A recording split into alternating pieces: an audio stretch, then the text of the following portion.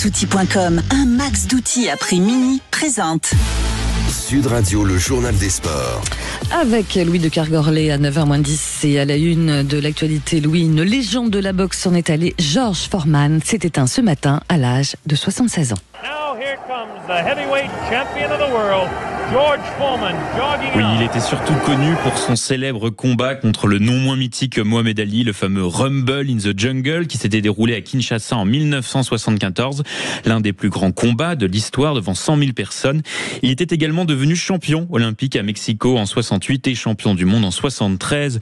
Il a pris sa retraite à l'âge de 28 ans pour se consacrer à la religion. Avant de revenir sur les rings 10 ans plus tard, après 2 échecs, il était devenu le plus vieux champion du monde poids lourd à 45 ans en 1994, avant d'arrêter définitivement sa carrière en 1997. Voilà, place maintenant au rugby. Après la victoire des Bleus du rugby dans le tournoi des 6 Nations, ce sont les filles qui montent sur le ring dès aujourd'hui. Et on attaque fort avec un Irlande-France qui promet un objectif clair pour les Bleus, le titre. Cela fait maintenant 3 ans que les Bleus finissent dans le short d'une Angleterre sextuple tenante du titre. Pour cela, le duo d'entraîneurs Gaël Mignot et David Ortiz ont fait le choix d'un groupe très rajeuni. 24 ans de moyenne d'âge, un pari risqué pour le staff qui joue gros sur ce tournoi après une tournée d'automne décevante.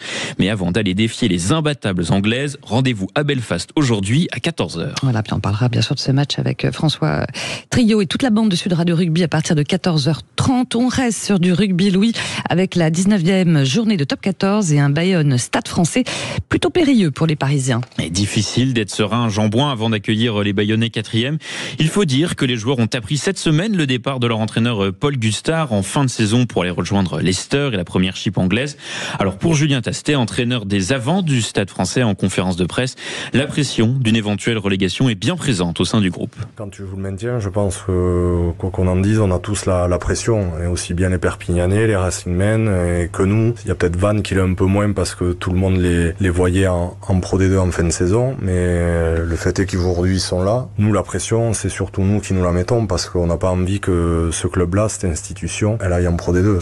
Il est là l'objectif et la pression, elle vient naturellement de la part du groupe, du staff et de tous les gens qui sont là au quotidien. On sent pas une pression supplémentaire, mais nous, on s'en met une en tout cas importante parce qu'on veut vite sortir de cette zone-là. Et dans les autres matchs du jour, La Rochelle voudra se relancer à Castres dès 14h30. Le Racing 92 ira défier Clermont, Vannes sur les terres du Loup et Pau affrontera Montpellier à 16h30.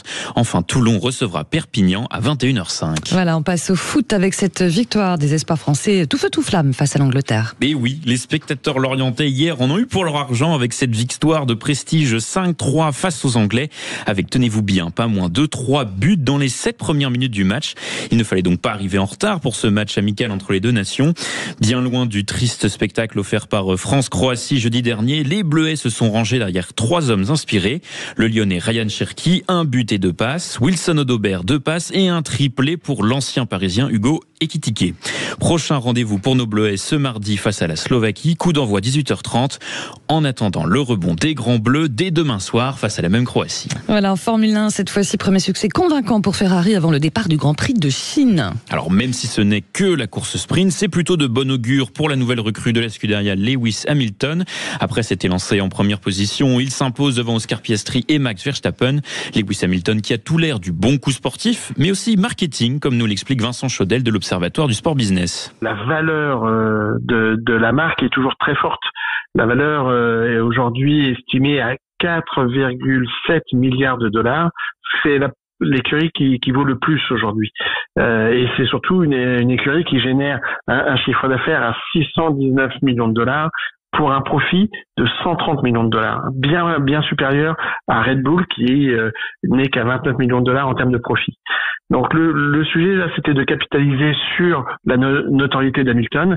Hamilton, c'est 39 millions sur Instagram contre 14 pour le néerlandais. C'est un enjeu à la fois sportif pour retrouver une compétitivité un peu comme au moment où Ferrari avait accueilli Alain Prost, et un enjeu marketing au moment où il faut re-signer des grands contrats. Voilà. Et bien on termine avec un mot de biathlon. Dernier week-end de Coupe du Monde à Oslo en Auvergne où le suspense est à son compte pour le titre.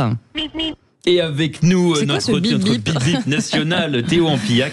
Alors dites-nous Théo, qui de la française Lou Jean Monod ou de l'allemande Franziska Preuss va décrocher le gros globe de cristal? Alors pour l'instant, avantage à l'allemande, mais il faut dire que le duel était intense hier lors du sprint entre les deux prétendantes au titre.